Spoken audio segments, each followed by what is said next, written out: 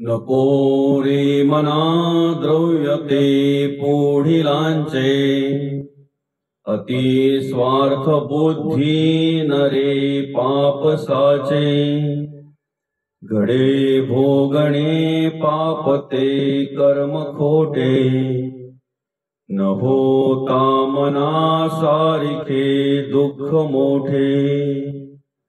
जय जय रघुवीर समर्थ श्रीराम। या ठिकाणी माणूस कर्म करत असताना, कार्य करत असताना, माणसाची जात जरी वेगळी असली, पंथ जरी वेगळा असला, तर प्रत्येक माणसाच्या ह्या मूलभूत गरजा जर पाहायला गेल्या तर अन्न, वस्त्र आणि निवारा या तीन मूलभूत गरजा आहेत। अन्न, वस्त्र आणि निवारा। खर तर आपण नेहमी म्हणत असतो की भगवंताने प्रत्येक जीवाला जन्माला घालण्याच्या आधी पहिले त्याची व्यवस्था केलेली आहे, आणि ते सांगत असताना आपण म्हणतो की चोच निर्माण करण्याच्या आधी भगवंताने दाना निर्माण केलेला आहे। म्हणजे प्रत्येक जीवाला जन्माला घालण्याच्या आधी त्याची व्यवस्था केलेली आहे। आणि असं असताना सुद्धा आज माणसाची धावपळ जर पाहायला गेलं, आज माणसाची अवस्था जर पाहायला गेलं, तर कुठेही स्थिर झालेला नाही, अस्थिर अवस्था आहे, चंचल अवस्था आहे। त्याला कारण काय? देवाच्या कृपेने जे प्राप्त झालेलं आहे ना, जे मिळालेलं आहे ना, त्यात त्याला समाधान नाही आहे। आणि म्हणून मग मनुष्य काय करतोय? आपल्या ह्या गरजा भागविण्यासाठी जीवाची आटापिटा करतोच तो, जीवाची धावपळ करतो, पण ज्याच्या आशा अपेक्षा मोठ्या आहेत, ज्याच्या गरजा मोठ्या आहेत, त्याला त्या गरजा पूर्ण करण्यासाठी घाम गाळून, कष्ट करून, मेहनत घेऊन जर समजा त्या गरजा पूर्ण होत नसतील, तर मग मात्र तो अधर्माकडे वाटचाल करतो। आणि अधर्माकडे वाटचाल केल्यानंतर चोरी लबाडी करणे, पाकिटमार करणे, पापाची संपत्ती घरात आणणे, लाख, 1.5 लाख रुपये पगार असून सुद्धा टेबला चालवून घेणे, ह्या का, कशासाठी? गरजा पूर्ण करण्यासाठी। खर तर अगदी चटणी भाकरी जरी खाल्ली तरी माणसाचं पोट भरतंय, आणि पंचपक्वान्न जरी खाल्लं तरी माणसाचं पोट भरतंय। फक्त कसं होतंय, प्रत्येकाच्या राहण्यावर, जगण्यावर, वागण्यावर ते अवलंबून आहे। जिभेचे चोचले जर पुरवायला घेतले तर मग त्या ठिकाणी अनेक वेगवेगळ्या प्रकारच्या गरजा निर्माण होत असतात। अगदी साध्या पद्धतीने जरी राहिलं तरी त्याचं जीवन सुखकर असतंय। पण आज माणसाचा विचार जर आपण केला तर साधं राहायला कोणी मागत नाही, साधं खायला कोणी मागत नाही। चंचल अवस्था निर्माण झालेली आहे, चंचल अवस्था निर्माण झालेली आहे। अस्थिर झालेला आहे मनुष्य। त्या गरजा पूर्ण करता करता करता करता त्याचं आयुष्य जात आहे, पण त्याला काही ते स्थिरता प्राप्त होत नाही, तो शांत होत नाही, ते समाधान, ते सुख त्याला प्राप्त होत नाही। मग त्या ठिकाणी त्याच्या गरजा, त्याच्या घरातल्यांच्या गरजा, त्याच्या संसाराच्या गरजा, संसारातील माणसांच्या गरजा, या सगळ्या पूर्ण करता करता त्याच्या नाकी नऊ येत आहे, आणि मग तो असे नको ते धंदे करायला लागतो।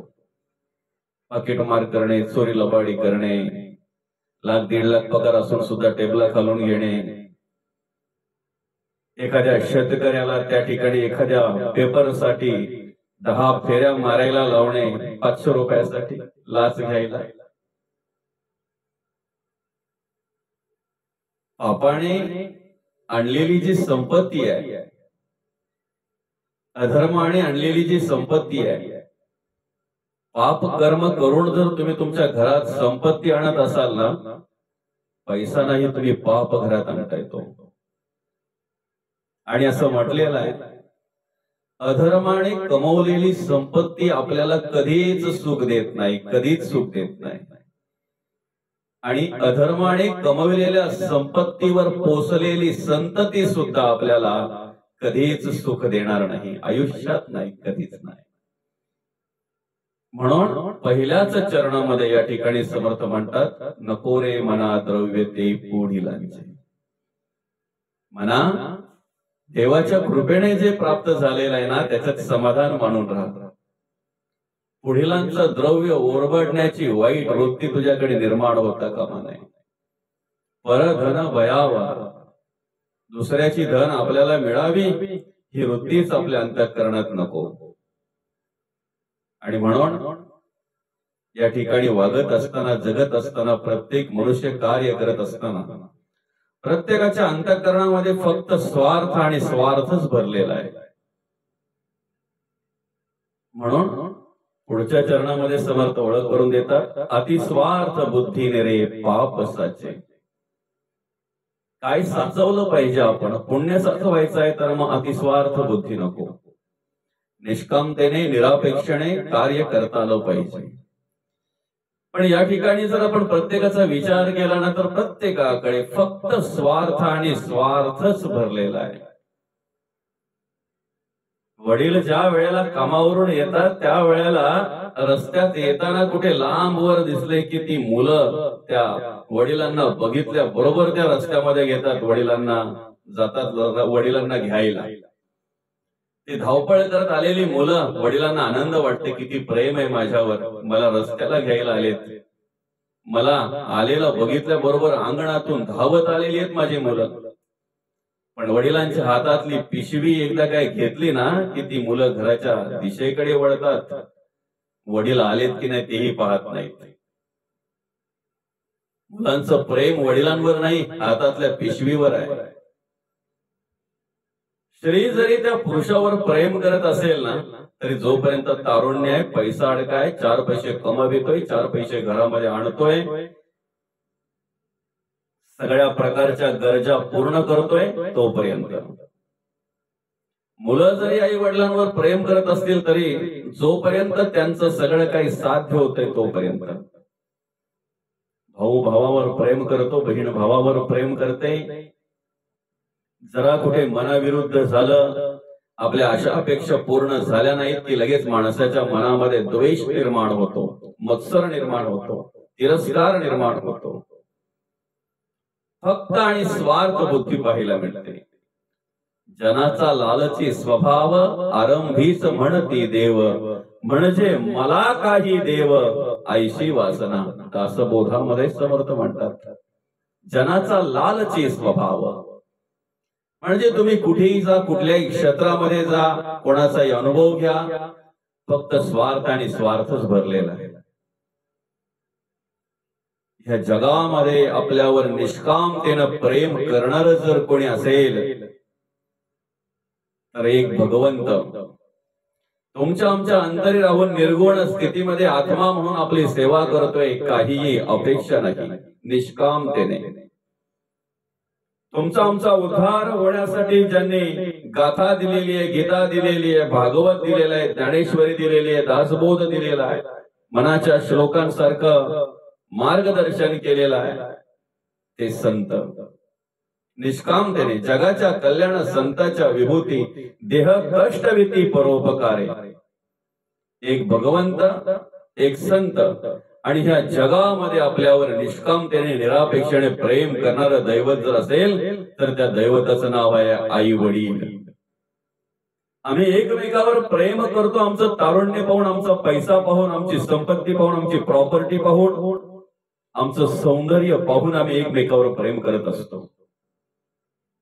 आमचं काहीही न पाहता आमच्यावर प्रेम करणारं, निष्कामतेने निरापेक्षेने प्रेम करणारं, कुठल्याही प्रकारची अपेक्षा न ठेवता आमच्यावर प्रेम करणारं या जगातलं एकमेव दैवत जर असेल तर त्या दैवताचं नाव आहे आई वडील.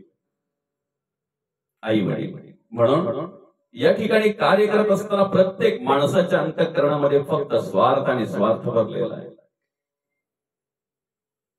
हिंस्र प्राण्यांचा जर आम्ही विचार केला तर एखाद्या वाघाला जर भूक लागली तर ती भूक भागविण्यासाठी तो दुसऱ्याचा प्राण जातो याचा विचार करत नाही.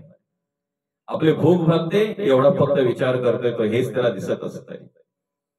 या जगामध्ये कार्य करत असताना, या आयुष्याचा प्रवास करत असताना अशी काही माणसं आपल्याला या जीवनामध्ये पाहायला मिळतात की हिंस्र प्राण्यांच्या हातून तर एखादा जीव सुटेल रे, पण ह्या दुर्बुद्धी सुचलेल्या अतिलोभी माणसाच्या हातून कधीच कोणी सुटत नाही.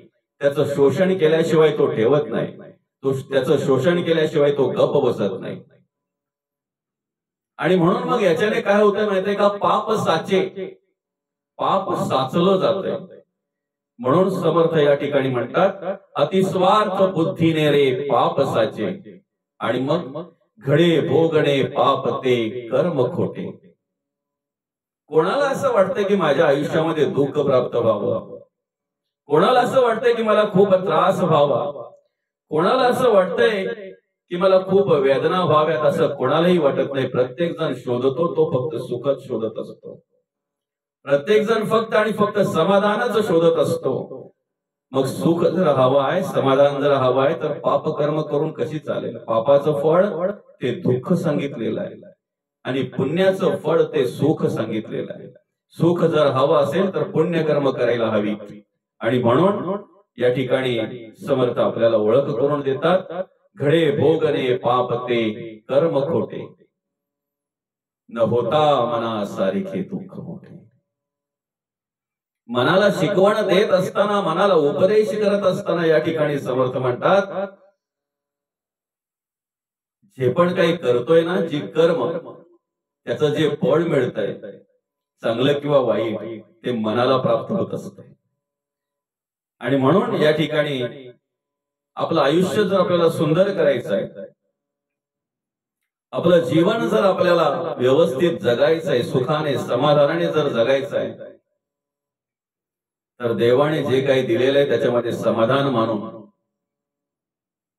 आणि परधन भयावं, दुसऱ्याच्या धनाची अपेक्षा न करता, घाम गाळून कष्ट करून मेहनत करून जे 4 पैसे मिळतील त्याच्यामध्ये जर आपण आपला उदरनिर्वाह केला तर ते सुखकारक असतंय, ते समाधानकारक असतंय. पण दुसऱ्याला दुःख देऊन, जर दुसऱ्याला लुबाडून, दुसऱ्याचं शोषण करून जर तुम्ही धनसंपत्ती कमवाल, द्रव्य आणाल, तर ते द्रव्य तुम्हाला पाप जोडलं जाईल, तुमच्याकडे पाप जोडलं जाईल, त्याचं दुःख तुम्हाला भोगायला लागल्याशिवाय राहणार नाही.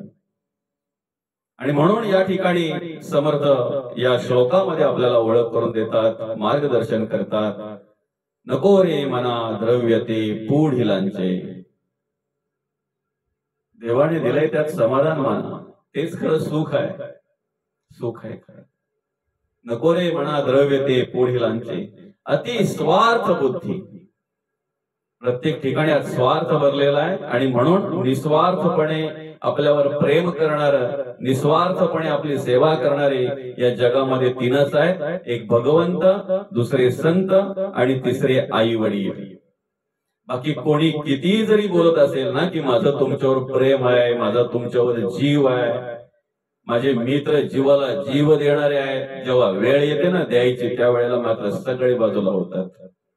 कोरोनाच्या काळामध्ये आपण बघितलं, आई वडिलांची प्रेत लोकांनी जेसीबी मध्ये ढकलून दिली, त्याला हात लावायला गेले नाहीत. कुठे गेले, कुठे काय झालं काहींना माहितीही नाही. एवढा खालच्या विचाराचा मनुष्य त्या ठिकाणी आपल्याला पाहायला मिळाला. स्वार्थासाठी मनुष्य काहीही करेल, स्वार्थासाठी काहीही करेल मनुष्य. पण आम्ही कित्येक ठिकाणी पाहतोय त्या बाळाला झालेल्या वेदना, एखाद्या मुलाला जर काही वेदना झाल्या ना तर त्या आईच्या डोळ्यामध्ये पहिले अश्रू येत असतात, त्या वडिलांच्या डोळ्यामध्ये पहिले अश्रू येत असतात. म्हणून आमच्यावर निष्कामतेने आणि निरापेक्षाने प्रेम करणारं एकमेव दैवत म्हणजे आई वडील.